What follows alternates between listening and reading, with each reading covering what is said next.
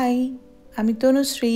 আরও একটা নতুন দিনের নতুন ব্লগে আপনাদের সবাইকে স্বাগত। আজকে ব্লগটা শুরু করলাম সকাল থেকে, মানে সকালে গিয়েছিলাম আমি হাঁটতে। হেঁটে বাড়ি ফেরার পথে এনার দেখা পেলাম। ইনি দেখছি এখানে বসে বসে ঘাস খাচ্ছে। আমরা সাধারণত র্যাবিট সাদা জানি, তো এই র্যাবিটটা দেখুন একটু ব্রাউন কালারের দেখতে। তো এখানকার এটা কিন্তু কারো পোষা র্যাবিট না, এটা এই জঙ্গলটা যে দেখছেন এর মধ্যেই থাকে। বেরোয় মাঝের মধ্যে করে এই ঘাসগুলো খায়।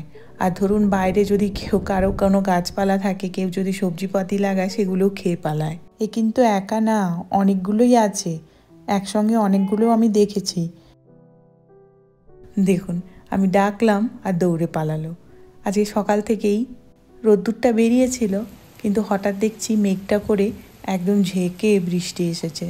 আর বৃষ্টি খুব একটা হবার কথা নেই, ওই মোটামুটি নামমাত্রই হবে। কিন্তু দুদিন ধরে যা এখানে গরম পড়েছিল, তাপমাত্রা 23-24 থেকে একদম 36 ডিগ্রি পর্যন্ত উঠে গিয়েছিল। প্রচণ্ড গরম পড়েছিল, বলতে পারেন স্বস্তির বৃষ্টি হচ্ছে।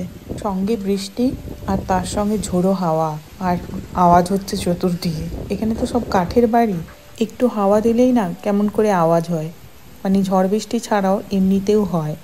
তখন বাড়িতে একা থাকি, তখন না খুব ভয় করে বাড়ির মধ্যে। আর আমরা থাকি একদম 3rd ফ্লোরে, তো আওয়াজটা আরও বেশিই হয়। যাই হোক, এই বৃষ্টি হচ্ছে আর ও আজকে অফিসে যায়নি, ওর কাজের চাপ এতটাই ছিল অফিস আর যেয়ে উঠতে পারিনি। তো যাই হোক, তাই ভাবলাম ও যখন বাড়িতেই আছে, বৃষ্টি উপলক্ষে বানিয়ে ফেলেছি দেখুন গরম গরম ধোঁয়া ওঠা খিচুড়ি। খিচুড়িটা বানিয়েছি পালং শাক আর গাজর আর এই ছোটো ছোটো আলু ছিল, ওগুলো দিয়ে দিয়েছিলাম। সঙ্গে করেছি ইলিশ মাছ ভাজা আর 2টো পাঁপড় সেঁকা। এই পাঁপড়গুলোকে মাইক্রো ওভেনে দিয়ে 1 মিনিট ঘুরিয়ে নিয়েছি। খুব সুন্দর হয়ে যায়, কিন্তু তেলও লাগে না, বেশ সুন্দর হয় খেতেও। বৃষ্টি হয়ে এখন রোদ্দুর বেরিয়ে গেছে বাইরেটা। যাই হোক, ওয়েদারটা কিন্তু ঠান্ডা হয়ে গেছে। চলুন এবার বসে পড়ি খেতে। চলে আসবো আবার একটা অন্য কোনো ব্লগ নিয়ে।